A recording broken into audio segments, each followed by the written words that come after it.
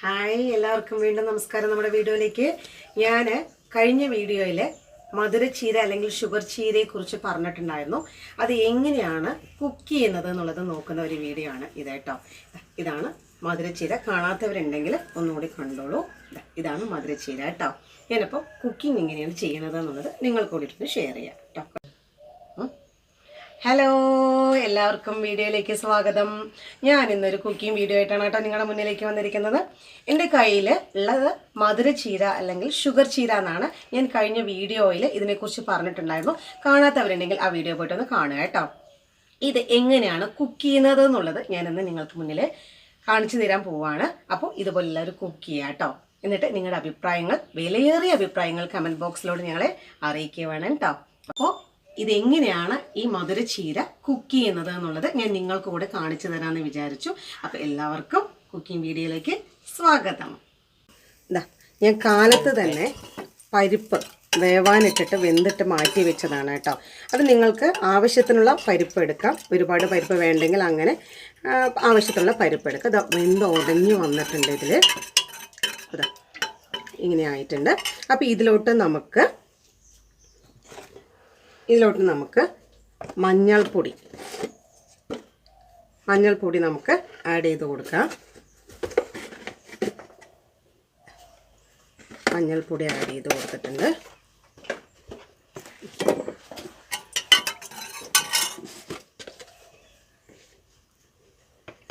കാരം എത്രയാണോ നിങ്ങൾക്ക് വേണ്ടത്, കാരം മീൻസ് എരിവ് വേണ്ടത്, അതിനനുസരിച്ചിട്ട് ചേർത്തി. ഇതിലോട്ട് ഞാൻ ഒരല്പം കുറച്ച് ഒരു മണത്തിന് മല്ലിപ്പൊടിയാണ് കേട്ടോ. മല്ലിപ്പൊടി ചേർത്തുന്നുണ്ട്. ആവശ്യത്തിന് കൈയളവാണ് കേട്ടോ. എനിക്ക് കൈയളവാണ്. കൈയളവിനനുസരിച്ചിട്ട് നമ്മൾ കല്ലുപ്പാണ് ഇടുന്നത് കേട്ടോ. എന്നിട്ട് നന്നായിട്ട് ഇളക്കി കൊടുക്കുക. നന്നായിട്ട് ഈ മസാലകളൊക്കെ പിടിക്കട്ടെ. നന്നായിട്ടൊന്ന് തിളച്ച് വരട്ടെ കേട്ടോ.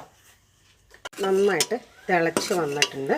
ഇതിലേക്ക് ഞാൻ ഒരു അരമൂടി തേങ്ങ കേട്ടോ, വലിയ മൂടിയാണ്, അത് ഞാൻ അരച്ചിട്ട് ഒഴിക്കണം. ഇത് തേങ്ങയും ജീരകവും കൂടിയിട്ടാണ് അരച്ചിരിക്കുന്നത് കേട്ടോ.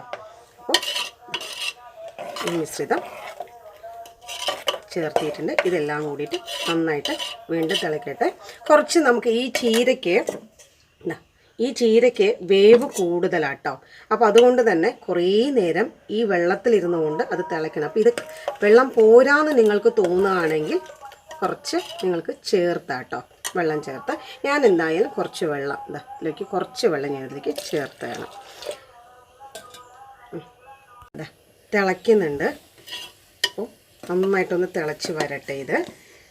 അതിനോടൊപ്പം ഈ ചീര ഞാനിതാ കുനുകുനാന്ന് അരിയുന്നതിന് മുന്നേ തന്നെ കഴുകി വൃത്തിയാക്കിയതിന് ശേഷമാണ് കേട്ടോ ഞാൻ അരിഞ്ഞിരിക്കുന്നത്. അരിഞ്ഞതിന് ശേഷം ഒരിക്കലും ചീരകളൊന്നും കഴുകാൻ പാടില്ല. അപ്പോൾ ആദ്യം തന്നെ കഴുകിയിട്ടാണ് ഞാൻ മുറിച്ചിട്ട് വെച്ചിരിക്കുന്നത്. ഇതാ കുനുകുനാന്ന് കട്ട് ചെയ്ത് വെച്ചിട്ടുള്ള മധുരച്ചീര അല്ലെങ്കിൽ ഷുഗർ ചീരയാണിത്. അപ്പം നന്നായിട്ട് തിളയ്ക്കുന്നുണ്ടല്ലോ, നിങ്ങൾ കാണുന്നുണ്ടല്ലോ, തിളയ്ക്കുന്നത് കാണുന്നുണ്ടല്ലോ. അപ്പോൾ ഞാൻ ഗ്യാസ് കുറച്ച് സിമ്മാക്കി കേട്ടോ, അല്ലെങ്കിൽ ഇത് തിളച്ച് വരുമെന്ന് വെച്ചിട്ട്. എന്നിട്ട് ഞാനിതിലേക്ക് ഈ ഷുഗർ ചീരനെ ആഡ് ചെയ്ത് കൊടുക്കുകയാണ് കേട്ടോ. ഇതുപോലെ ആഡ് ചെയ്ത് കൊടുക്കാം.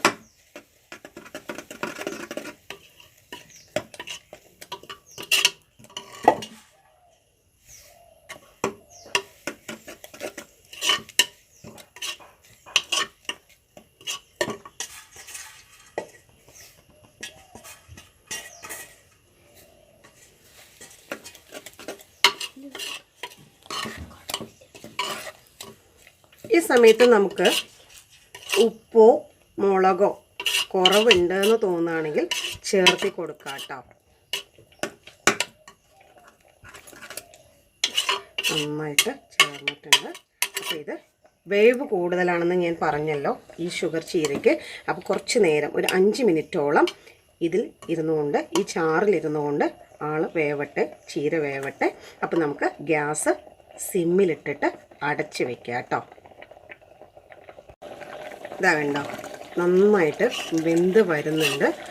നേരത്തെ ഞാൻ പറഞ്ഞല്ലോ ചീരയ്ക്ക് വേവ് കൂടുതലാണ്, അതുകൊണ്ട് നന്നായി വേവാൻ വിടണം. ഇത് കുറച്ച് കുറുകി വരികയും വേണം കേട്ടോ. ഇത്രയും ചാറ് വേണമെന്നുള്ളവർക്ക് ചാറെടുക്കാം, കുഴപ്പമൊന്നുമില്ല കേട്ടോ.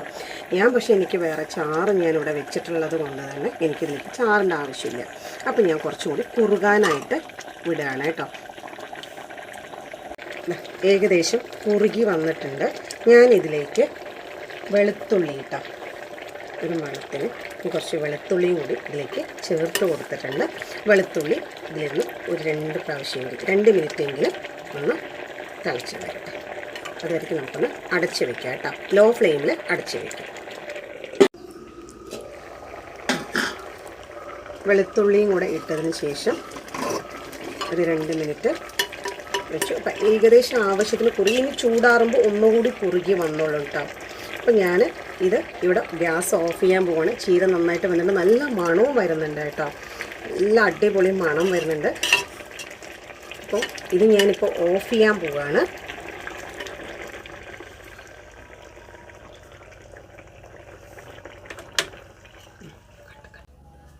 ഓഫ് ചെയ്തതിന് ശേഷം ഞാൻ നമ്മുടെ വെളിച്ചെണ്ണയാണ് കേട്ടോ, ഇത്രയും വെളിച്ചെണ്ണ ഞാനിതിൻ്റെ മേലെ തൂകി കൊടുക്കുകയാണ്. ഇളക്കമൊന്നും ചെയ്യണ്ട കേട്ടോ. ഇതിങ്ങനെ വെച്ചിട്ട് നമുക്ക് അടച്ച് വയ്ക്കാം. കഴിക്കാൻ പോകുന്ന സമയമാകുമ്പോൾ ഈ വെളിച്ചെണ്ണ ഈ കറിയിലൂടെ ചേർന്നിട്ട് അടിപൊളി മണവും അടിപൊളി ടേസ്റ്റുമാവും. ഇപ്പം തന്നെ നല്ല മണവും വരുന്നുണ്ട്. അപ്പം അതിനനുസരിച്ച് രുചിയും അതുപോലെ തന്നെ ഉണ്ടാവുമെന്ന് വിചാരിക്കുന്നു കേട്ടോ.